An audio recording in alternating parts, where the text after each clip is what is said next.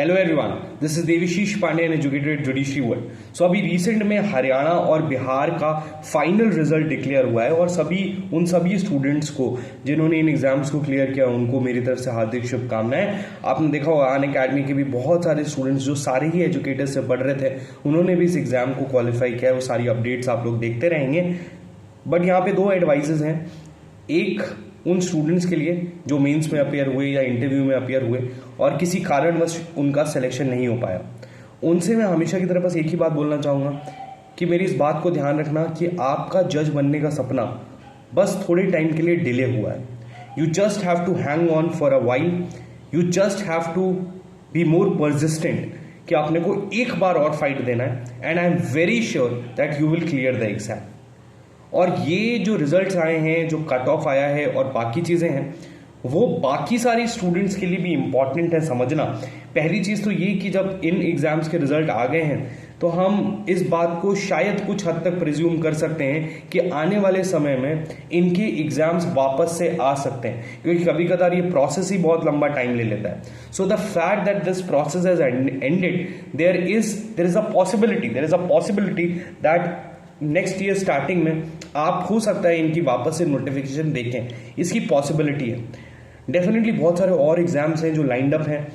अभी बात चल रही थी कि हिमाचल में कुछ 44 वैकेंसीज के आसपास एंटिसिपेटेड है, 40-44। Rajasthan already notified as in vacancies निकली हुई हैं।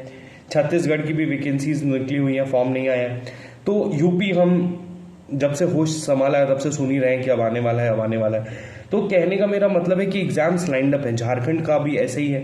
तो मैं आपसे बस ये कहना चाहता हूँ कि पिछले 1-2 महीने में स्टूडेंट्स जो है ना वो पढ़ाई को लेके बहुत ज़्यादा कह सकते हैं कि अभी बहुत लाइटली ले रहे हैं चीज़ों को। तो अब जैसे रिजल्ट आ रहे हैं, चीज़ें बढ़ रही हैं, तो हो सकता है कि दिवाली के बाद आपको एक आध एग्जाम्स देखने को मिले।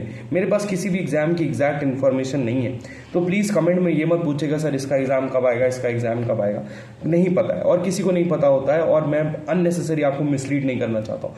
मैं आपसे बस इतना कहना चाहता हूँ कि इस टाइम को यूटिलाइज करिए, अपने मोमेंटम को लूज मत करिए और अपने बेसिक्स पे काम करते रहिए। एकदम से 2-3 स्टेट्स की वैकेंसी आएंगी, फिर आपको समझ में नहीं आएगा कि सर अब क्या करना है। अपने नोट्स पे फोकस करिए, नोट्स को कंप्लीट करिए, क्योंकि एक बार एग्जाम आ गया उसके बाद आप अगर नोट्स बनाते हो तो वो फ्रूटफुल नहीं होता है। ये नोट्स का काम हमेशा एग्जाम आने से पहले किया जाता है। तो सर ये सब चीज़ें हैं, इनको ध्यान रखिए और अपनी पढ़ाई को करिए, क्योंकि अभी फेस्टिवल टाइम भी है, बाकी सारी चीज़ें हैं, पढ़ने का मन नहीं करता है, ह्यूमन नेचर है। बट अपने आप को समझाइए थोड़ा that you are trying to aim something high and gear up your confidence, because once the vacancies are out then आप पैनिक मोड में आ जाओगे अगर आपकी तैयारी बहुत अच्छी नहीं होगी पहले से। तो in case you are targeting any of this exams that I have named in this video, gear up your preparation. और जिनका हरियाणा और बिहार में नहीं हो पाया उनको बस यही है कि सर थोड़ा सा मेरे कहने से हैंग ऑन करिए and definitely in the next exam you will be a judicial officer. I have no doubt about that. Okay, thank you so much everyone. Thank